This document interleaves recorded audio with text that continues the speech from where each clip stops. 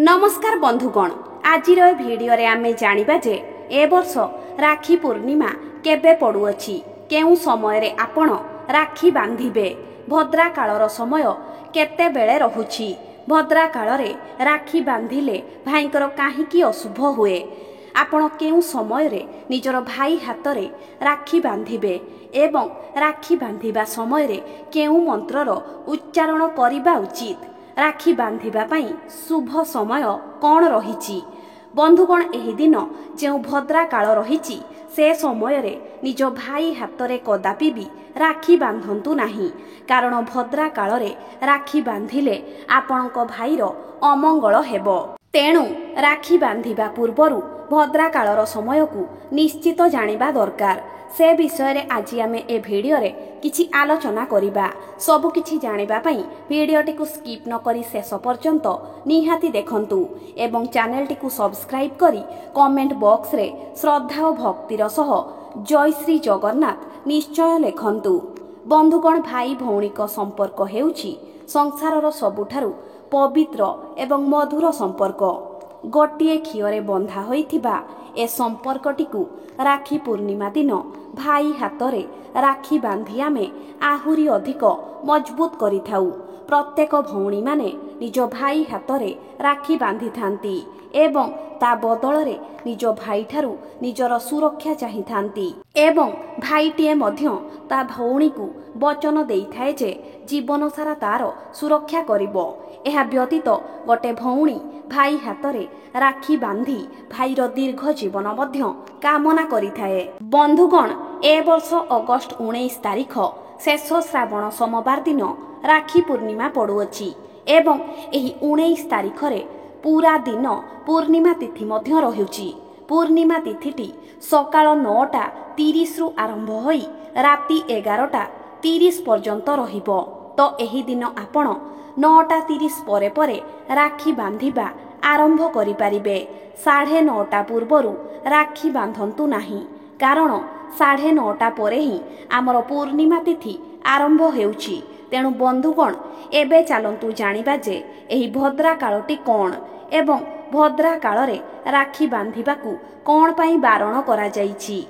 कोन एही भद्रा काल रे राखी बांधिबा द्वारा भाईंकर किछि अमंगल होइथाए।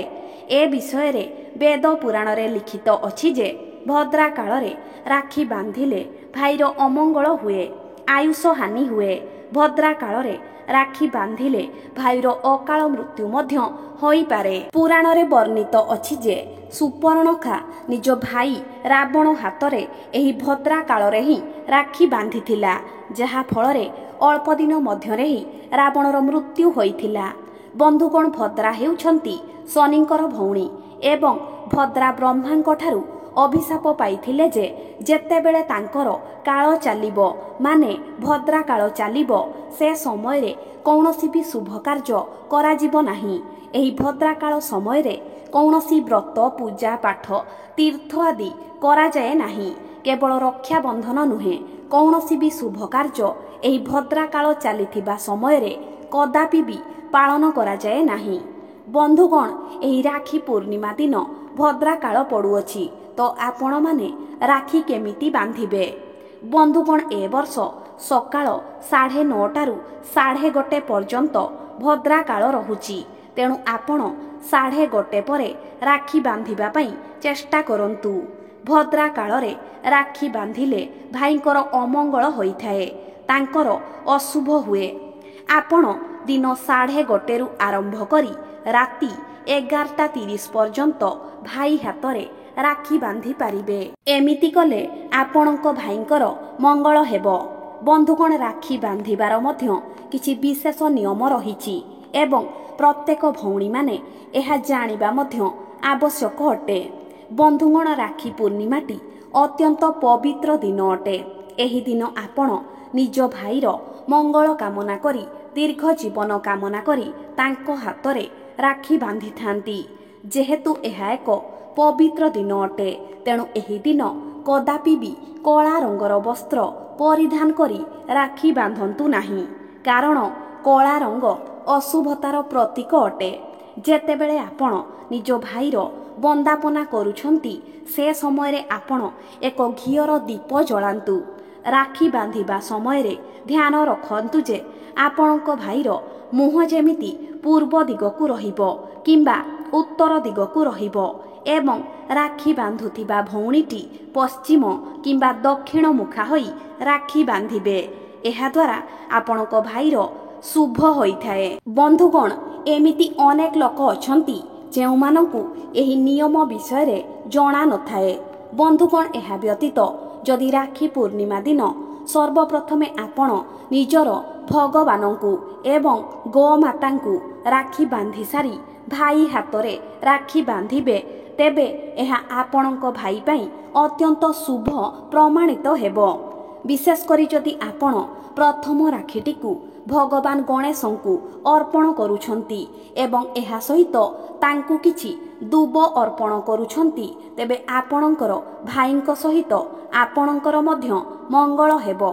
ମନେ ରଖିବେ, ଯେଉଁ ରାକ୍ଷୀ ଆପଣ ନିଜ ଭାଇଙ୍କ ହାତରେ ବାନ୍ଧୁଛନ୍ତି ସେ ରାକ୍ଷୀ ଯେମିତି ଖଣ୍ଡିତ ହୋଇନଥିବ କିମ୍ବା କୌଣସି ଜାଗାରୁ ଯେମିତି ଛିଣ୍ଡି ନଥିବ। ଆପଣ ସର୍ବଦା ଗୋଟେ ଭଲ ରାକ୍ଷୀ ହିଁ ଭାଇଙ୍କ ହାତରେ ବାନ୍ଧିବେ। ଛିଣ୍ଡି ଯାଇଥିବା କିମ୍ବା ଫାଟି ଯାଇଥିବା ରାକ୍ଷୀ ନିଜ ଭାଇ ହାତରେ ବାନ୍ଧିବେ ନାହିଁ। ଏବେ ଚାଲନ୍ତୁ ଜାଣିବା ଯେ ନିଜ ଭାଇ ହାତରେ ରାକ୍ଷୀ ବାନ୍ଧିବା ସମୟରେ କେଉଁ ମନ୍ତ୍ରର ଉଚ୍ଚାରଣ କରିବା ଉଚିତ। କାରଣ ଯେତେବେଳେ ଗୋଟେ ଭଉଣୀ ତା ଭାଇ ହାତରେ ରକ୍ଷାସୂତ୍ର ବନ୍ଧନ କରୁଛି, ତାର ଅର୍ଥ ହେଉଛି ଯେ ତା ଭାଇ ଉପରକୁ ଯେମିତି କୌଣସି ବିପଦ ନ ଆସୁ। ସେଥିପାଇଁ ଆପଣଙ୍କ ଭାଇଙ୍କ ସୁରକ୍ଷା ନିମନ୍ତେ ମନ୍ତ୍ର ଉଚ୍ଚାରଣ ନିତ୍ୟାନ୍ତ ଆବଶ୍ୟକ ହୋଇଥାଏ। ମନ୍ତ୍ରଟି ହେଉଛି ଯେନ ବଦ୍ଧ ବଳିରାଜ ଦାନବେନ୍ଦ୍ରମ୍ ମହାବଳମ୍ ତେନ ତ୍ୱ ମନ ବଦ୍ମାମି ରକ୍ଷମାଚଳମ୍ ମାଚଳମ୍। ଏହି ମନ୍ତ୍ରଟିକୁ ଉଚ୍ଚାରଣ କରି ଆପଣ ନିଜ ଭାଇଙ୍କ ହାତରେ ରାକ୍ଷୀ ବାନ୍ଧନ୍ତୁ। ଏହି ଦିନ ମଧ୍ୟ ଆପଣଙ୍କ କୁଳ ପୁରୋହିତ ଯଜମାନଙ୍କ ହାତରେ ରକ୍ଷାସୂତ୍ର ବନ୍ଧନ କରିଥାନ୍ତି। ଏହି ଦିନ ପଇତା ମଧ୍ୟ ପିନ୍ଧାଯାଏ। ଏହି ରାକ୍ଷୀ ପୂର୍ଣ୍ଣିମା ଦିନ ଗୋ ପୂଜାର ମଧ୍ୟ ବିଶେଷ ମହତ୍ଵ ରହିଛି। ଏହି ଦିନ ବିଶେଷ ରୀତିନୀତିରେ ଗୋମାତାଙ୍କୁ ପୂଜା କରାଯାଏ। ଏହି ଦିନ ଗୋମାତାଙ୍କୁ ଚନ୍ଦନ ସିନ୍ଦୁର ଫୁଲମାଳ ଦେଇ ପୂଜା କରାଯାଏ ଏବଂ ପିଠା ଭୋଗ କରି ଗୋମାତାଙ୍କୁ ଖାଇବାକୁ ଦିଆଯାଏ। ବନ୍ଧୁଗଣ, ରାକ୍ଷୀ ପୂର୍ଣ୍ଣିମା ଦିନ ଆପଣ କଦାପି ବି ଆମିଷ ଭକ୍ଷଣ କରନ୍ତୁ ନାହିଁ। ଏହି ଦିନ ଆପଣ ସାତ୍ତ୍ୱିକ ଭୋଜନ ଗ୍ରହଣ କରନ୍ତୁ। ଏହି ଦିନ ଭାଇମାନେ ନିଜ ଭଉଣୀମାନଙ୍କୁ ଉପହାରରେ କିଛି ନା କିଛି ଜିନିଷ ନିଶ୍ଚୟ ଦିଅନ୍ତୁ। ଆପଣ କେବେ ବି ଆପଣଙ୍କ ଭଉଣୀକୁ ଖାଲି ହାତରେ ବିଦା କରି ନିରାଶ କରନ୍ତୁ ନାହିଁ। ମନେ ରଖନ୍ତୁ, ଏହି ଦିନ ଉପହାରରେ ନିଜ ଭଉଣୀଙ୍କୁ ଚପଲ, ଦର୍ପଣ ଏବଂ ରୁମାଲ ଭୁଲରେ ବି ଦେବେ ନାହିଁ, ନଚେତ୍ ଆପଣଙ୍କ ଭଉଣୀଙ୍କ ସହ ଆପଣଙ୍କ ସମ୍ପର୍କ ଖରାପ ହେବ।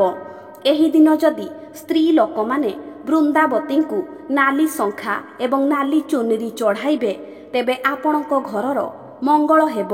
ରାକ୍ଷୀ ପୂର୍ଣ୍ଣିମା ଦିନ ଆପଣ କୁହାଯାଇଥିବା ନିୟମଗୁଡ଼ିକୁ ନିଶ୍ଚୟ ମାନନ୍ତୁ, କାରଣ ଏହି ନିୟମଗୁଡ଼ିକୁ ପାଳନ କଲେ ଆପଣଙ୍କ ଭାଇର ମଙ୍ଗଳ ହେବ, ସେ ଦୀର୍ଘାୟୁ ହେବେ। ପ୍ରତ୍ୟେକ ଭଉଣୀ ଚାହେଁ ଯେ ତା ଭାଇର ମଙ୍ଗଳ ହେଉ, ଉନ୍ନତି ହେଉ। ତେଣୁ ଆପଣମାନେ ଏହି ଛୋଟ ଛୋଟ ନିୟମକୁ ନିଶ୍ଚୟ ପାଳନ କରନ୍ତୁ। ଆଶା କରୁଛି ଭିଡ଼ିଓଟି ଆପଣମାନଙ୍କୁ ନିଶ୍ଚୟ ଭଲ ଲାଗିଥିବ। ଭିଡ଼ିଓଟି ଭଲ ଲାଗିଥିଲେ ମୋ ଚ୍ୟାନେଲଟିକୁ ସବସ୍କ୍ରାଇବ୍ କରି ଏ ଭିଡ଼ିଓକୁ ଗୋଟେ ଲାଇକ୍ ନିହାତି କରିଦେବେ।